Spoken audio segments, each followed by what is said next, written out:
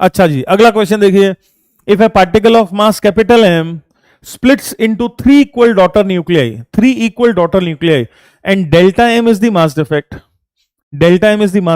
then calculate speed of each daughter nuclei.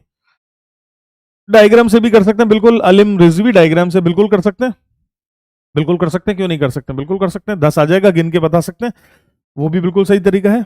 और formula ये याद कर लोगे तो और अच्छा है, क्योंकि अगर मैं आपको ज्यादा बड़े नंबर दे दूं तो डायग्राम से फिर सॉल्व करना मुश्किल भी हो सकता है, तो फिर आपको फॉर्मूला याद रहना चाहिए।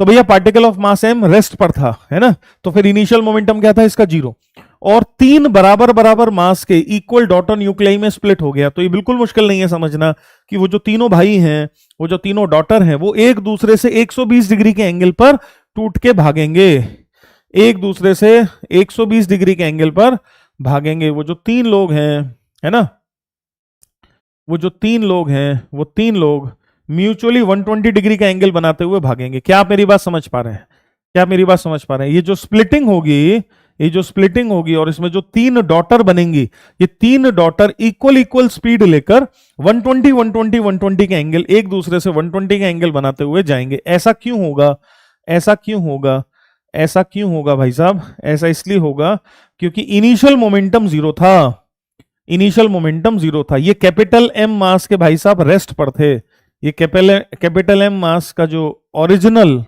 पार्टिकल था वो रेस्ट पर था, फट गया, मोमेंटम तो कंजर्व रहेगा, फट गया। Hence what is the initial momentum, 0। What is the initial momentum, 0। तो एक्सप्लोजन हो जाने के बाद भी final momentum of the system 0 ही रहना चाहिए। क्या ये बात हमें समझ में आ रही है? पहला कंसेप्ट लगा मोमेंटम कंजर्वेशन, इनिशियल मोमेंटम 0 था, एक्सप्लोजन हो जाने के बाद भी मोमेंटम 0 ही होना चाहिए। इससे मैंने यह कंक्लूड किया कि तीनों लोग जिनके मासेस सेम हैं उनकी स्पीड भी सेम ही होगी, है ना, तो तीनों लोगों की स्पीड सेम होगी, v ईच। और मास कितना होगा, हर एक पार्टिकल का मास कितना होगा?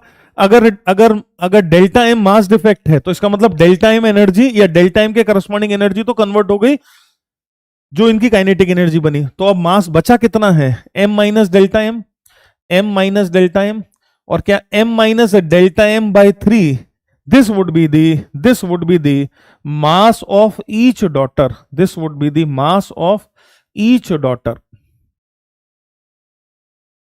क्या आपको मेरी बात समझ में आ रही है? Mass of each daughter would be m minus delta M divided by 3।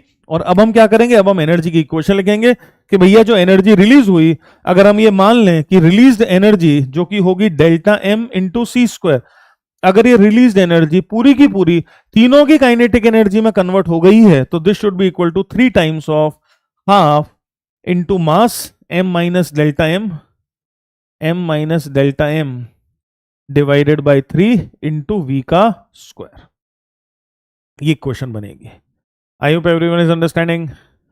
तो delta M into C square is the energy release, और ये एनर्जी रिलीज तीनों की कंबाइंड काइनेटिक एनर्जी में इन्वेस्ट हो जाएगी, तीनों की कंबाइंड काइनेटिक एनर्जी में इन्वेस्ट हो जाएगी। सही है, यहां से हम v का वैल्यू निकालेंगे, यहां से हम v का वैल्यू निकालेंगे, तो 3 और 3 विल गेट कैंसिल आउट, तो ये 2 इधर आ जाएगा, 2 delta M C square 2 times of delta M into C square divided by 2 delta M C square divided by m minus delta M का under root is the answer. ये answer आना चाहिए। सही है, सही है, सही है, ऐसा है।